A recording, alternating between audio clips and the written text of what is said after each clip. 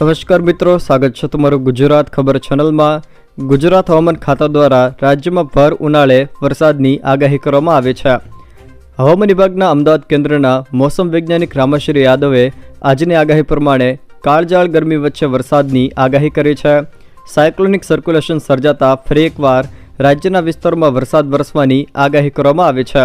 મિત્રો, ખેડૂતો સાવધાન થઈ જજો। ભર ઉનાળે ગુજરાત હવામાન ખાતા દ્વારા વરસાદની આગાહી કરવામાં આવી છે। જોકે એક તરફ ગુજરાતમાં ગરમીનો કહેર છે, તેની વચ્ચે અચાનક વાતાવરણમાં પલટો આવ્યો છે। દાંતા તાલુકામાં વાદળછાયું વાતાવરણ, તો અંબાજીમાં આજે વરસાદનું આગમન થતાં લોકોને ગરમીથી રાહત મળી છે।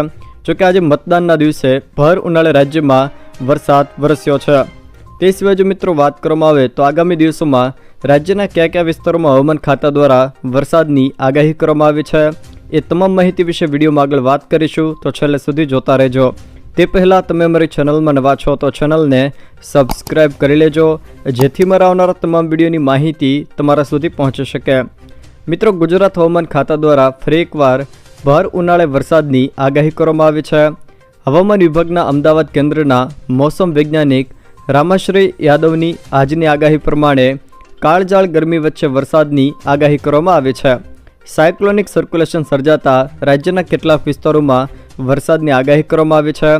સાથે સાથે દક્ષિણ ગુજરાતના કેટલાક ભાગોમાં વરસાદની આગાહી છે, જેમાં છોટાઉદેપુર, નર્મદા, તાપી અને દાહોદ આ જિલ્લાના છૂટાછવાયા વિસ્તારોમાં હળવા વરસાદની આગાહી કરવામાં આવી છે।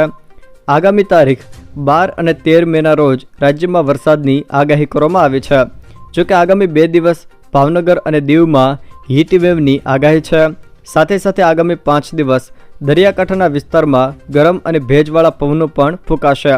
જોકે આજે અમદાવાદ અને ગાંધીનગરમાં 42 ડિગ્રી સુધી તાપમાન રહેવાની શક્યતાઓ પણ વ્યક્ત કરવામાં આવી છે। અહીંયા તમે હવામાન મોડેલમાં જોઈ શકો છો તે મુજબ ગુજરાત હવામાન ખાતાની આગાહી મુજબ 12 તારીખના રોજ છોટાઉદેપુર, નર્મદા, તાપી અને ડાંગ આ જિલ્લાના છૂટાછવાયા સ્થળોએ હળવો વરસાદ વરસી શકે, તો 13 તારીખના રોજ છોટાઉદેપુર, નર્મદા, તાપી અને ડાંગ આ જિલ્લાના છૂટાછવાયા વિસ્તારોમાં હળવા વરસાદની આગાહી કરવામાં આવી છે।